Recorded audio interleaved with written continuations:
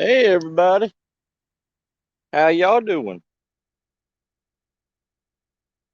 Let me flip y'all around.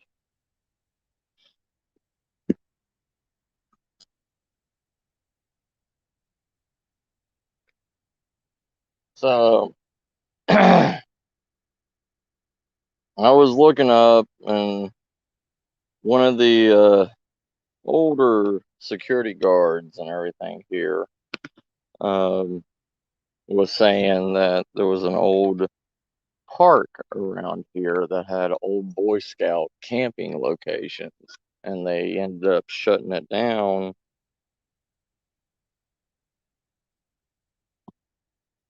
Hold on, let me flip y'all around.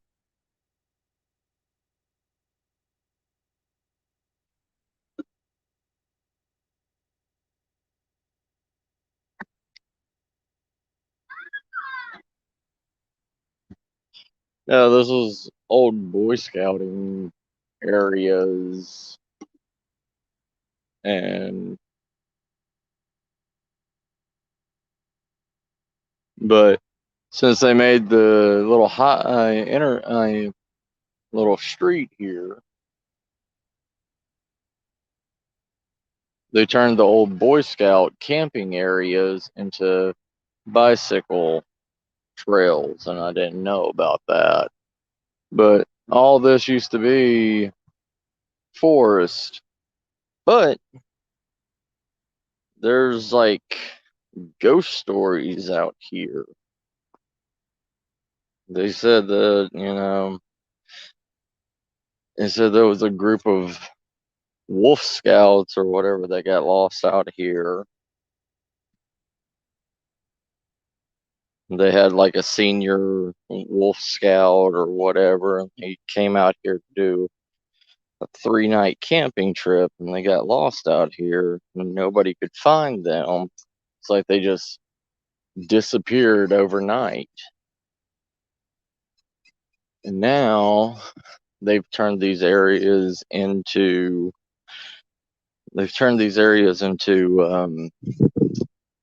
little sit areas. So I wait, and they're like, you can hear the kids and blah blah blah, and I mean, they turned this place into now an actual park area, but they still have the camping areas, as you can see.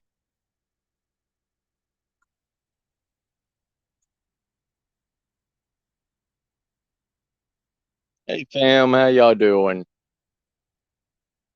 So yeah, this is supposed to be like a little haunted.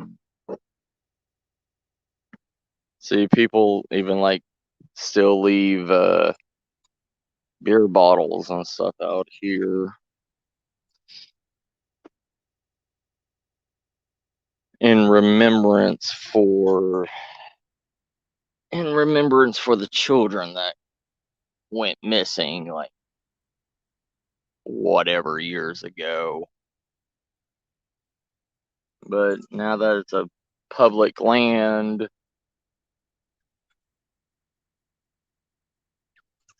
I mean, you get people all over the place, and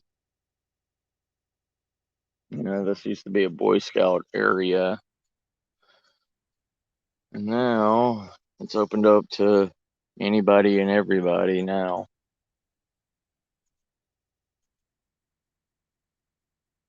Yeah, it's an open park. I mean, they made a subdivision, like a rich subdivision, on the back end of it. Oh, what did I hit? Sorry. Thanks, CR.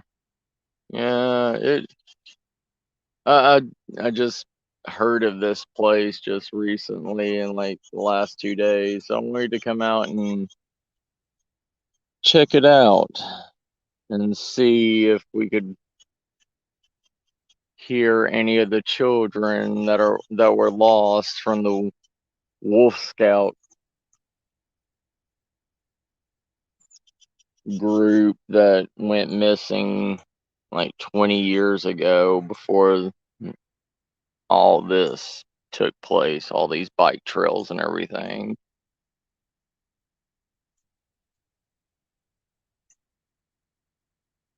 But I don't know. They've also reported like seeing strange anomalies out here. Also, uh, talking about they've seen a Kill Hut, a Nubs, a Hellcat, a Mary, uh, Clown, Tammy, Eli, CR. All my brothers and sisters, love you all. Thank you all for joining. But yeah, supposedly this is like a little haunted playground. I don't know how haunted it is, but it's more than just haunted. It they say there's anomalies. They say, at night, because the people that live in the neighborhood behind, they've reported having things happen in their houses, and people have, there's been bicyclists that's been carried off in ambulances because they thought a child ran out. And because the bike trails here used to be the hiking trails for, Boy Scouts, and some bicyclists have been injured because they thought they saw a child in the like walking down the now bicycle trail, and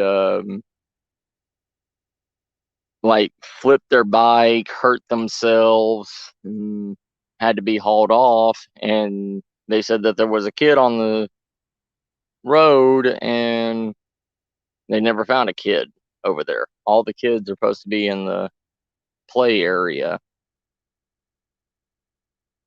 So they've seen that. They've reportedly seen, hairy built men like walking around out here after hours, like security guards and stuff for my company have reported that. But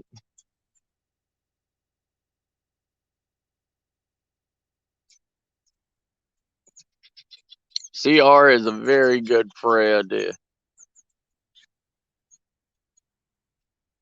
He's CR has been one of my friends from the very beginning. He creates. He's a survivalist. He's a survivalist slash prepper, informant, like very informative, just like everybody else here. Everybody, if I've gave y'all, I want y'all all to look. I want y'all all to share each other. I want you all to check each other out. Everybody in here is really, really close family. I want us all to know and grow with each other.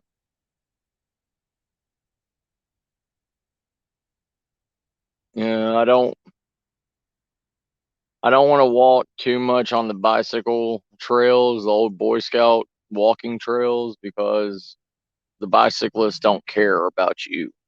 Like, they will run you down if they have to.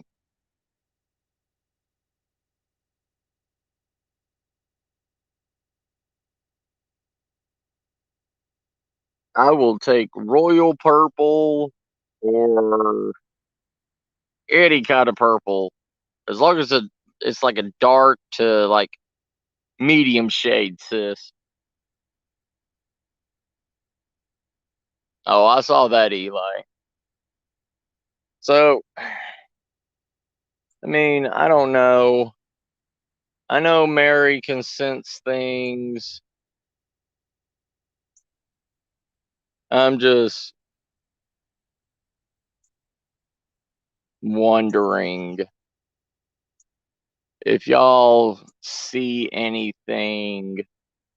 I know there's children in the background and stuff. I can't stop that. But if you see anything or hear any kind of whisper, let me know.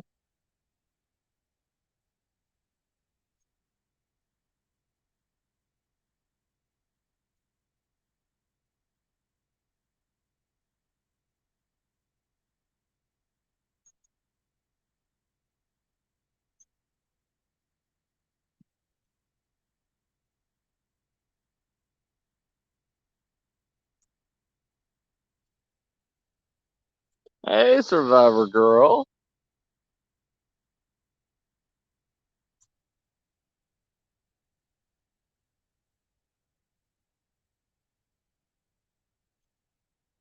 Nah, CR, I don't exaggerate, brother. Ooh, that sounds so good, Tammy. Please tell me you did like a cornbread breading on the chicken and deep fried it. Hey, Derek, how you doing, brother?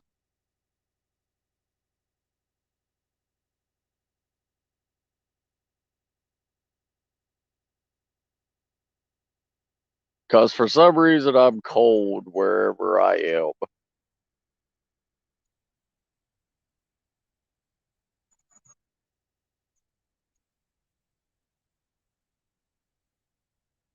I know it's really gonna be a short live stream, everyone. You know, y'all are used to me doing really long ones, but I'm only on break right now.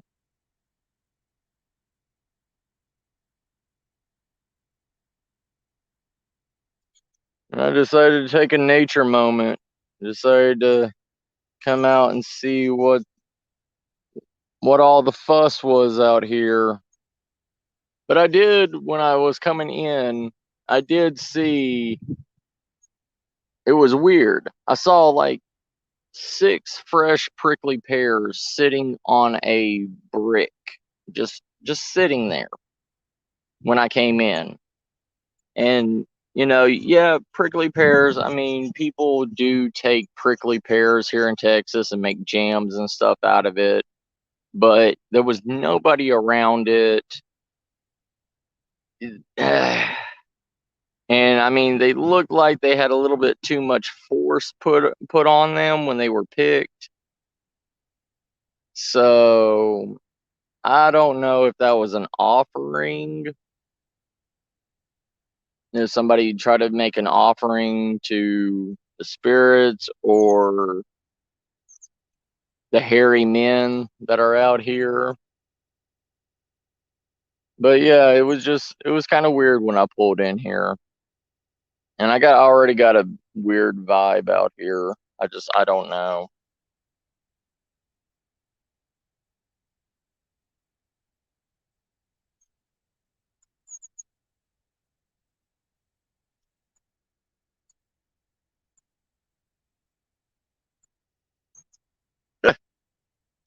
No sir, Ron. I didn't take anybody's wrench away. Yeah, prickly pears are great, Ron. They are so good. I grab those things all the time when they're ripe, especially when I'm out bushcrafting or doing whatever I can out in the woods for like a quick snack. Hold on. Oh, I saw orange flapping down there, but it was just an orange butterfly on a Just an orange butterfly flapping its wings.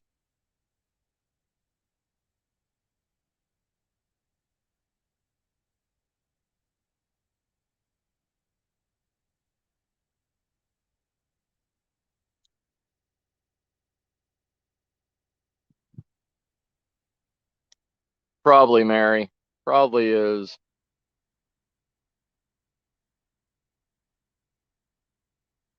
Yeah, because this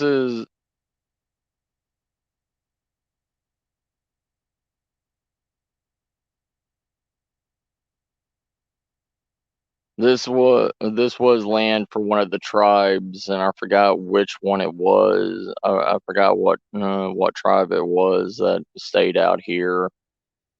I think it was an offshoot of the Comanches because the Comanche Tower Park is maybe probably about 10 miles away from here, and that was a part of the Comanche territories. Mm, Is that you, Rod, brother? Hey, Misty. Hey, Killhut, brother. Sorry, everybody that I've missed. I'm just looking and taking in the surroundings. I mean, there's plenty of knot holes that's been burnt out by the tribes that are used for water collections. Like,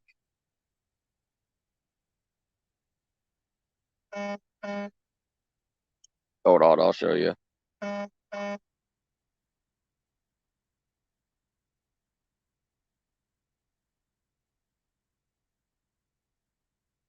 Kind of like these, but they're deeper.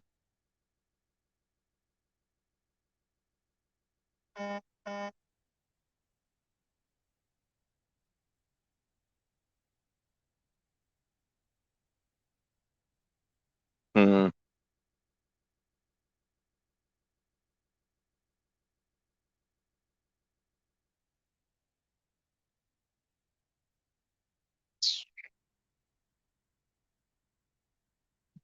Hey, look, a deer.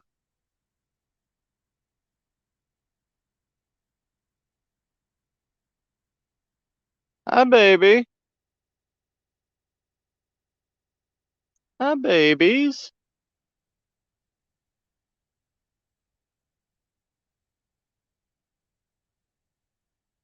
I don't know if y'all see them or not. Let me try to zoom in.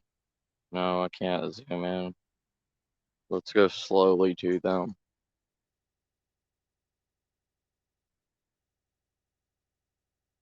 It's okay, baby.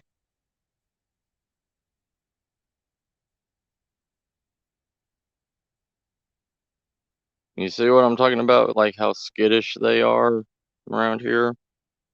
It's okay, babies. It's okay. It's okay. I won't hurt you, baby. I won't hurt you at all.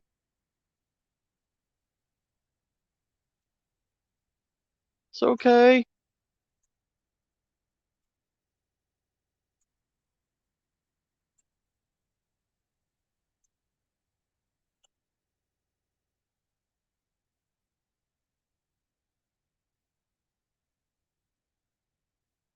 It's okay. It's okay, buddy. It's okay. Yeah. I won't hurt you. I won't hurt you.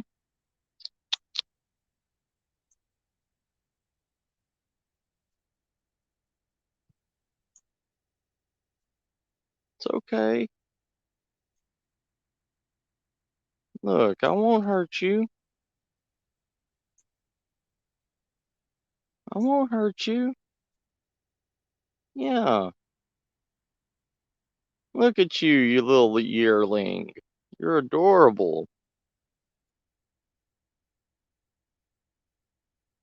Yeah. It's okay. See how dry it is out here? I mean, you can see the ribs and everything on these deer. They're not. I mean, there's plenty of grass, but there's not enough water for them to. There's a can out here. A couple of cans.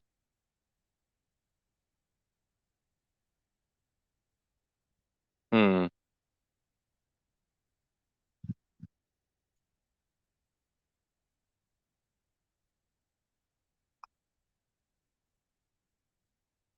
See, they're even resorting to eating the cactus because of the lack of water.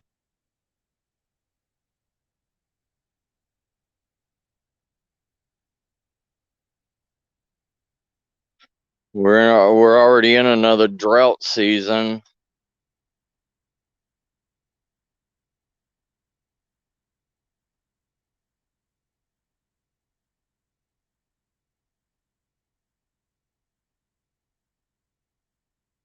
Hmm.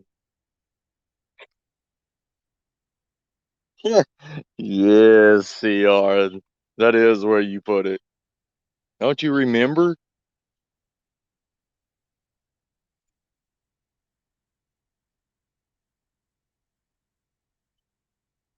Hmm.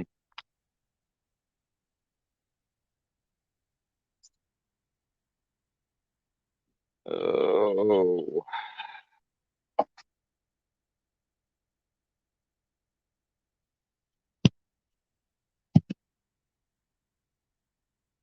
Let me set y'all right there. Let me get a drink of water. Wah wah.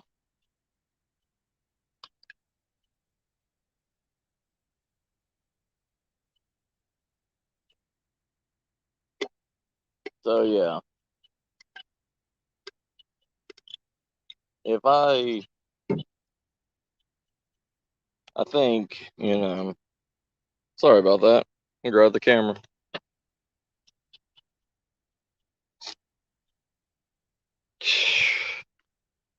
Uh, I hope the rainy season comes soon, Ron.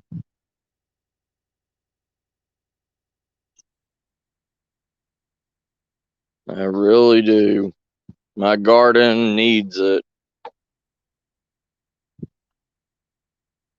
Tammy, you found your pantyhose. Tammy, Tammy, what did I tell you? What did I tell you about putting your pantyhose on trees? Yeah, I'm on break right now, Mary. Yeah, it's just gonna be a little short stream.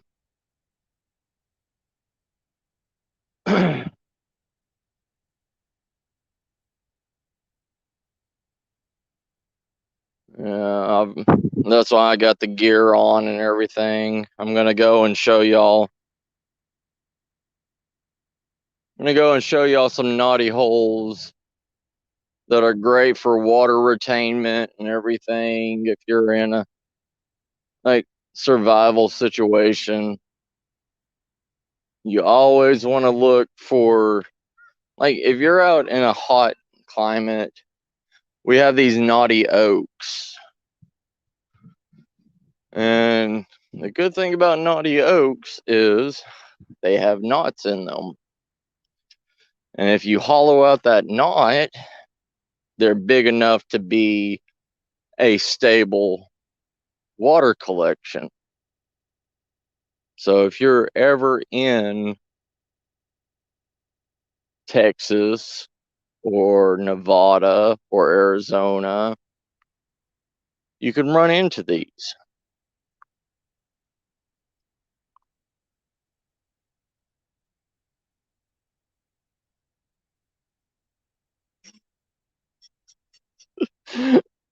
She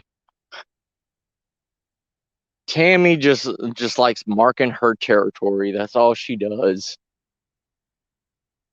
So, like these, the older generation oaks,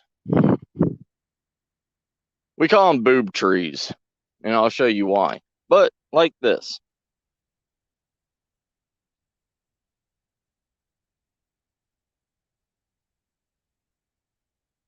See what's in there? Water. Only bad thing is you have to purify it afterwards. But it's still a water collection. Still a water collector. But like I said, we call these trees, we call them boob trees. See what I'm talking about? And look, another one. So right there would be 2 cups of water. If you know how to ration it, could be 4. Perfect example.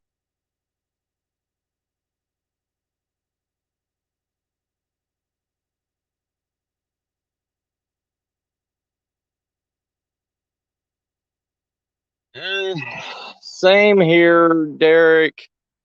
I don't do bug out bags. I do inch bags. I'm never coming home bags. If I ever have to bug out, if there's a point in time where I cannot protect, look, this whole entire tree,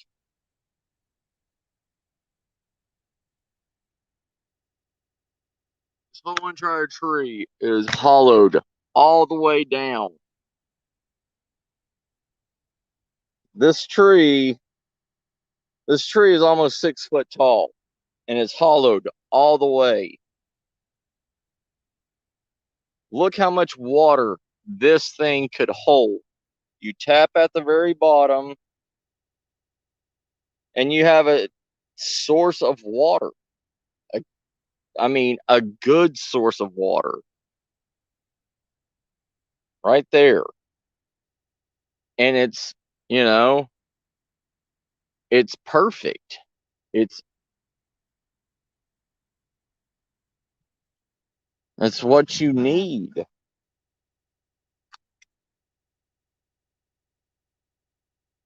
Trees, stumps, anything in the wilderness can be hollowed out and used as a water collector.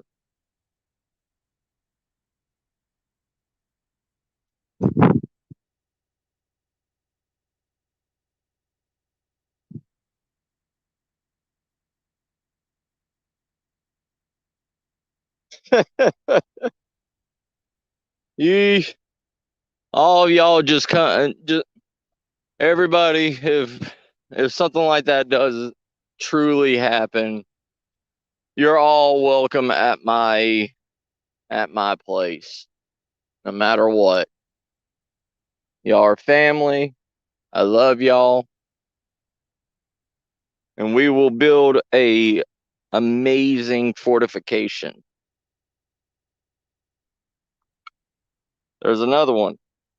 You see how many water collectors I have found within 20 feet of each other? I have found four water collections within 20 feet of each other. You have to know what you're looking for. You have to know your directions. I mean, and also, like what CR says, scavenge anything and everything. Yeah, that's a makeup container. But what else can it be? It stores liquid in it, correct? Right there. If you can ration your water, you can make all that water last by this. Your body can survive on that once a day. Just that amount. Your body can literally survive on 1 spoonful of water a day. And another water container.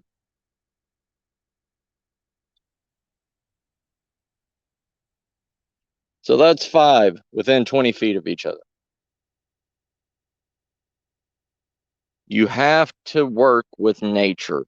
Do not work against nature. Because in a survival situation, man-made tools are good, yes, but nature will always be around. Nature will be around after humans die. See, these are the old Boy Scout camp signs. Camp 2, Camp 3. So that's what I was looking for, proof to make sure that I'm at the right place. But you always, always rely on nature.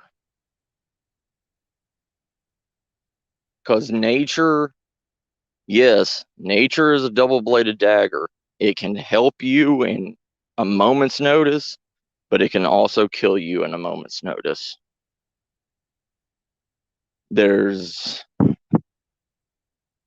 It's just like anything else. It's just like going to a restaurant and believing that that restaurant is going to serve you good food and you get food poisoning because the food wasn't prepared properly.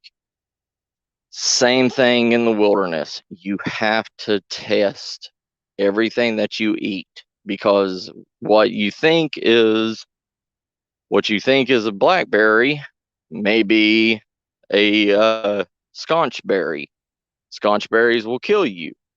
If you're up north, blueberries look like wolfberries. Wolfberries will kill you. And speaking of wild edibles, oh, they're already gone.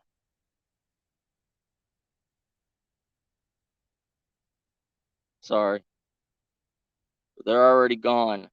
But these are Pika berries, Pika seeds, really. Here's some that's growing right now. That that right there, you can bust those open, and it's kind of like walnuts. You have to wash them, you have to purify them, you have to boil them. Well, not boil them, but you have to put them in water, let them soak, drain out that water, do it again, but you don't have to do it as many times as you do acorns. You have to do it, I believe you do it twice. I haven't ate Pika seeds in a long time, so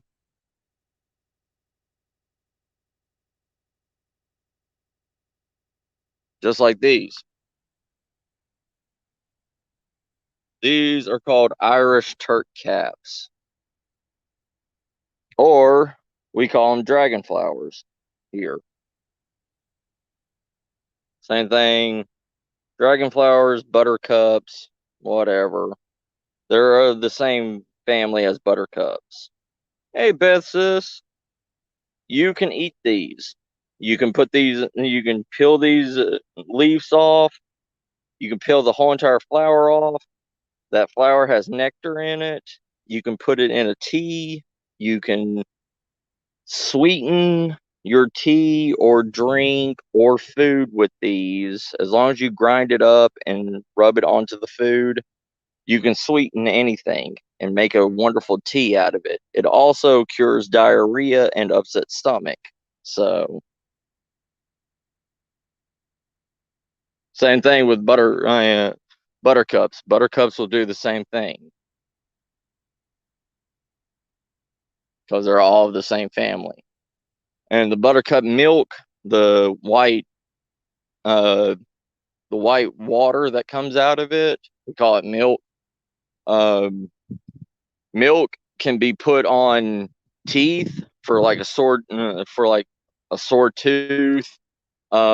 You can gargle it in your throat for sore throat, especially for smokers. Like, it really helps.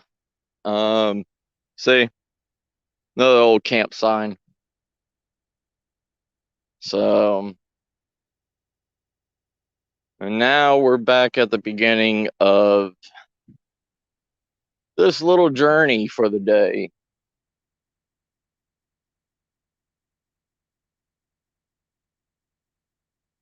I mean, there's also Turks Caps. They look like they're a part of the rose family.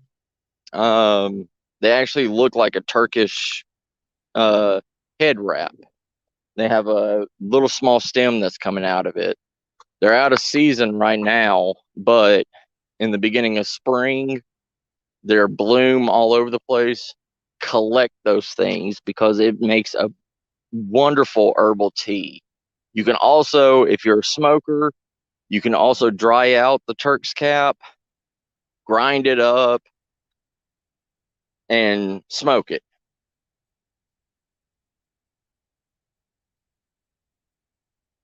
But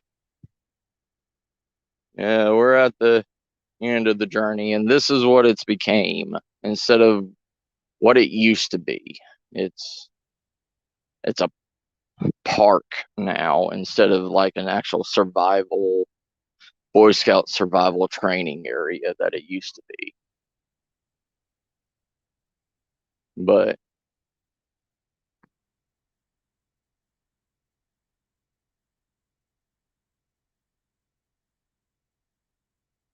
uh trust me, Brenda sis, how you doing? No, I'm not that knowledgeable. It's just trial and error on what I've tasted, what I've learned. I've got sick plenty of times. I've had dysentery uh, from just drinking pure river runoff.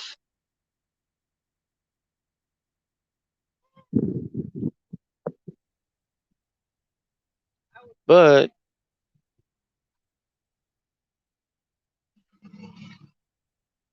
the good thing about dysentery is if you've ever had dysentery or uh oh, what's the other one called?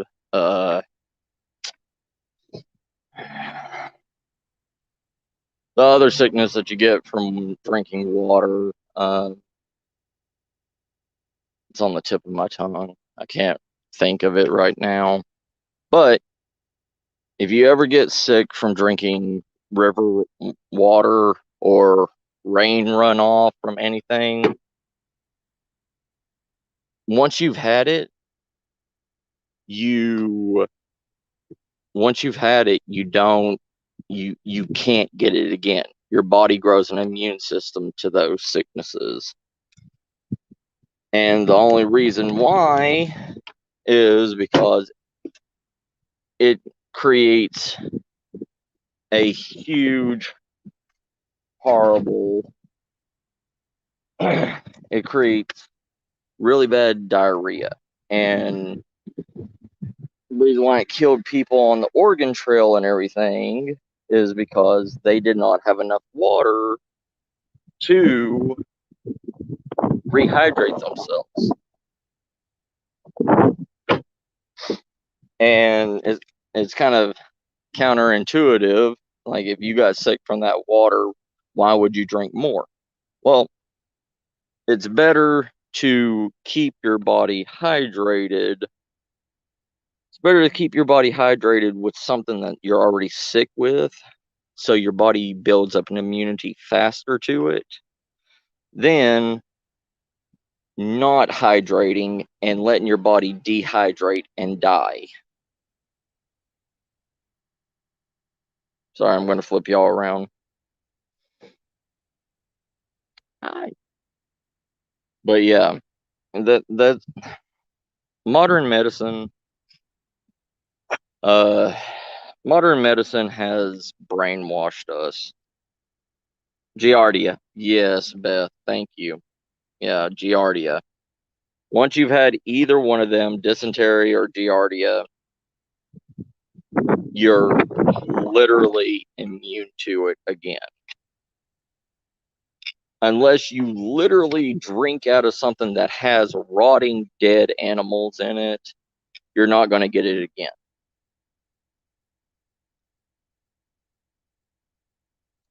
Why do you think so many Native American children died all the time? And, European children, same thing. I mean, they only had the they had the same water that the animals had. And you're also drinking water that fish and sea creatures like salamanders, crawfish, crabs, everything pee, poop, die in.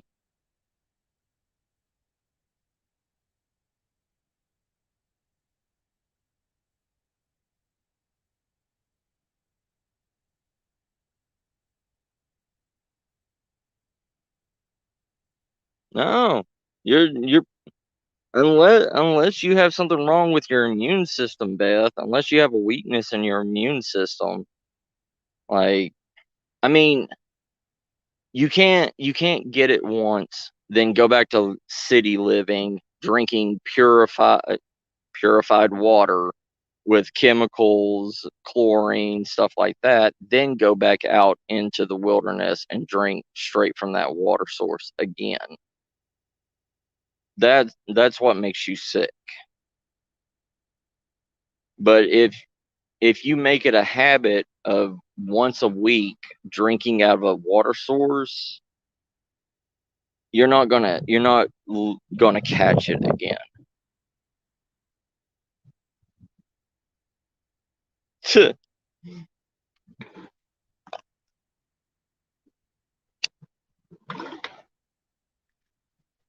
I mean, I've had dysentery. I've had dysentery a lot when I was little.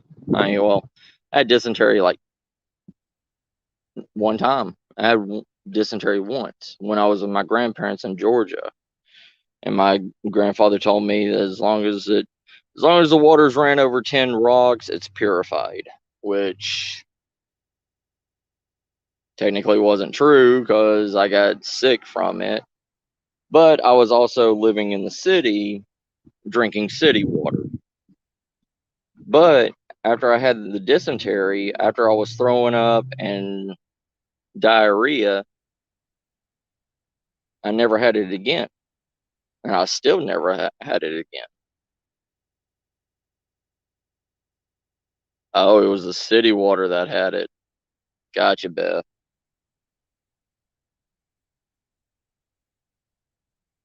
Yeah, that's why I do not trust city water at all.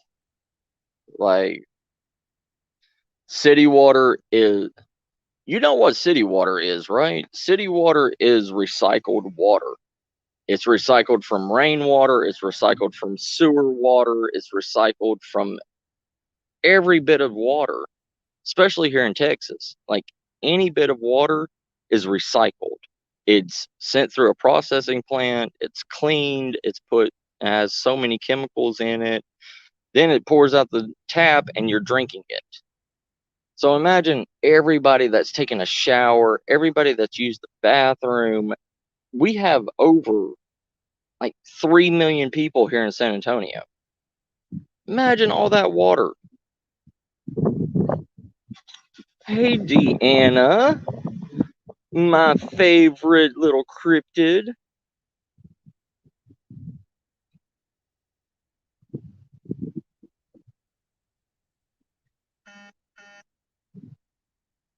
I see, Mary. Yeah.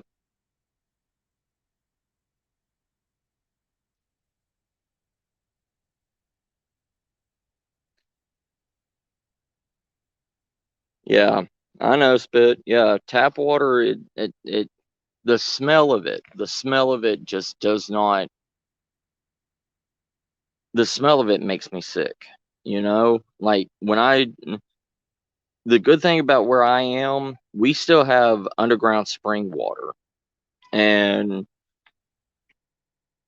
I kind of cut off from the underground spring water from the company because I have a underground river that runs through my land. So we're tapping out of that underground river and getting free water. So yeah, Tammy, lime will make you sick also, girl.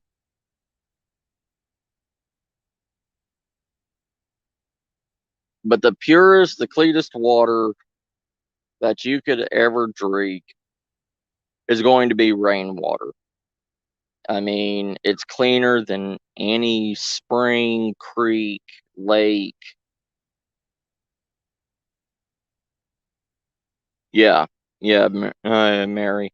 Yeah, as long as I mean, as long as it's boiled, I mean, the chemicals and everything disperse out of it and it becomes regular water. Hey, Tammy Burgess. Yeah, yeah, Derek. I mean, unless you actually live in a rural city, Derek, and like if you live in a rural town, it can be good, it can be bad. But sorry, I I'm a survivalist. Like water is your number one thing. Like a human can only survive 3 days without water, without any hydration before you die. So you need to know all the clean sources of water.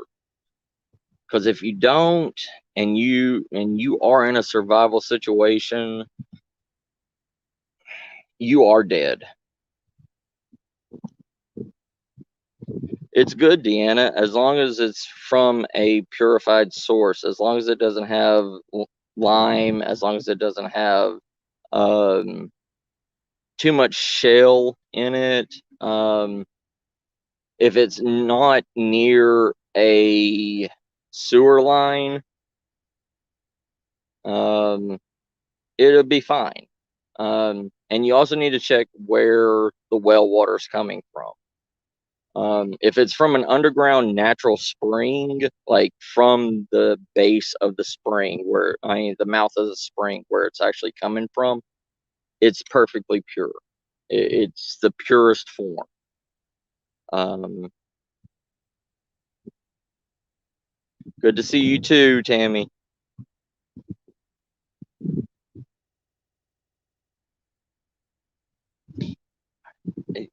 I I want to say yes, Derek. I never been in that situation, but I mean, try going 24 hours without a drink of water. And if you have, then you're a better man than I am because I mean, because once you start getting that dryness, not only in your throat, but down the esophagus into your stomach, and you start drinking water, and all it does is build up because the water passage into your stomach is shrunken. You start to choke on it. But yeah, congratulations on being sober, brother.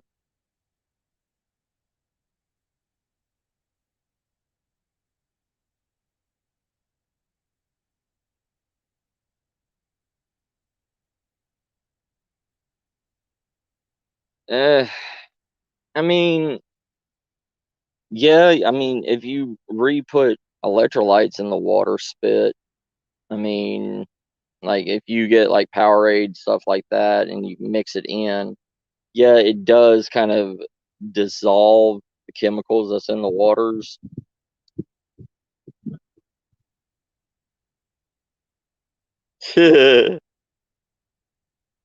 Right, Beth. Thank you, Ron, brother.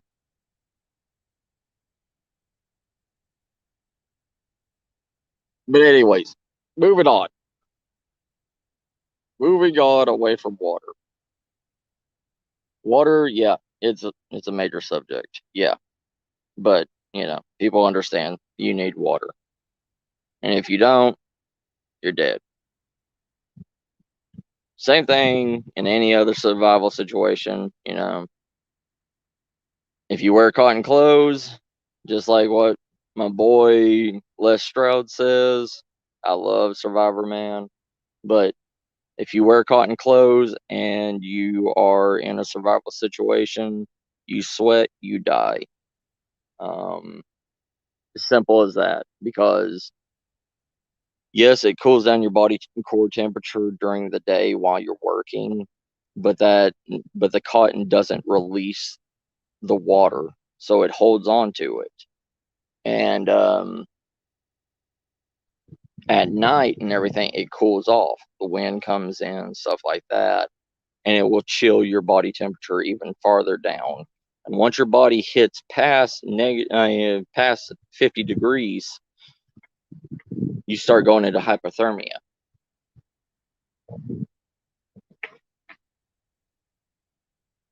Yeah, Beth, it tastes like snozberries when you lick it.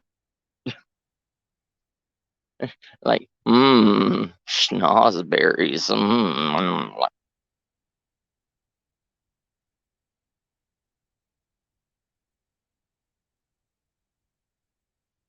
But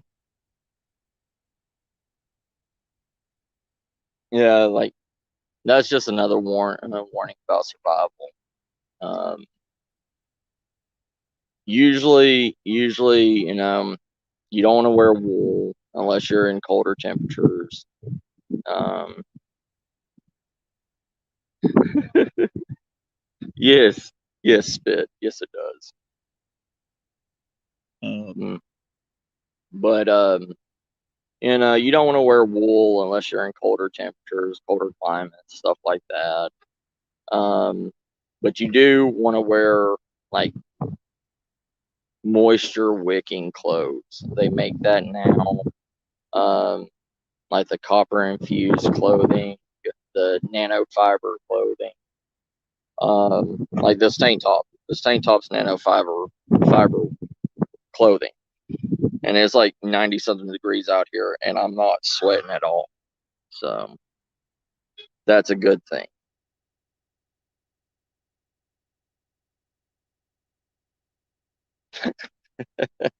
Yeah, Tabby.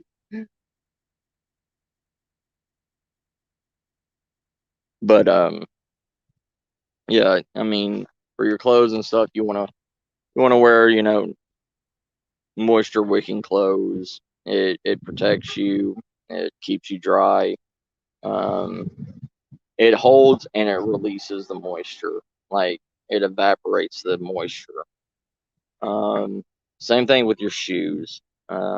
You want to get something that has really good airflow, but also has ankle arch and heel support, especially if you're in a survival situation, something like that.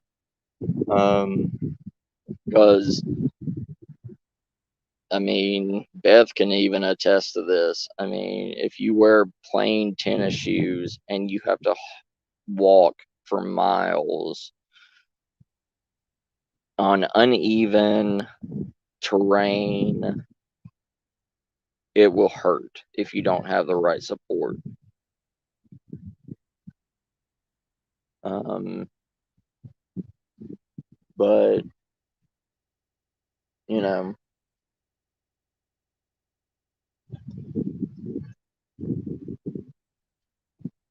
anyways, on to what I was talking about in the beginning.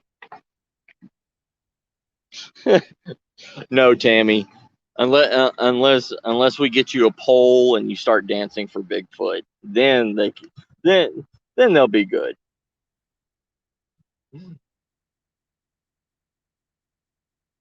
Right, Beth. I had to learn that the hard way. Also, when I was young and dumb, I wore anything and anything I could get my hands on to go out in the woods with that was old, you know.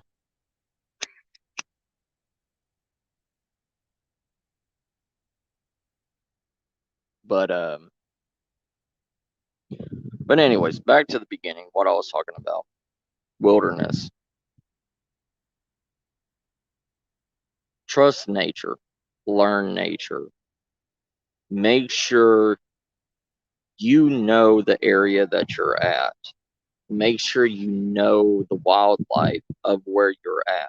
Unless you have a plan to, like what Derek was saying, like his buddy has a bug out bag. I mean, unless you have a bug out bag or an inch bag and you're never going to be coming back home. Which one?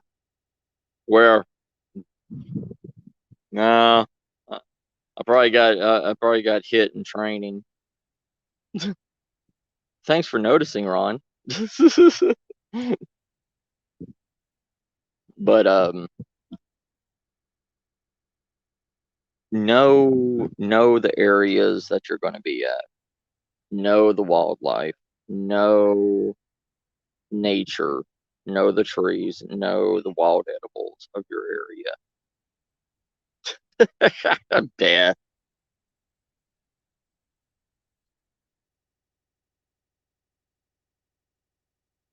I thought Tabby would say that.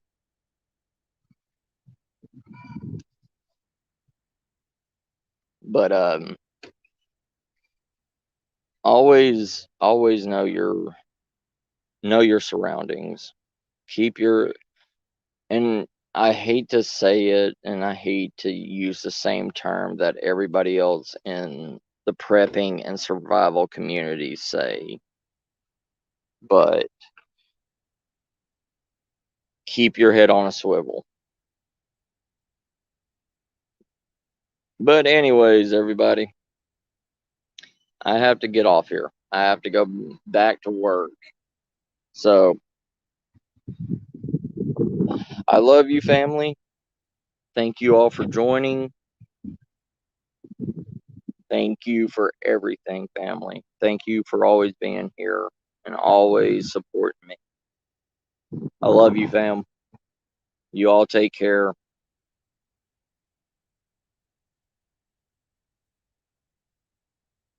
He may throw rotten food too, or rotten fruit or vegetables or meat. But anyways, I love you, family. Y'all take care. Bye.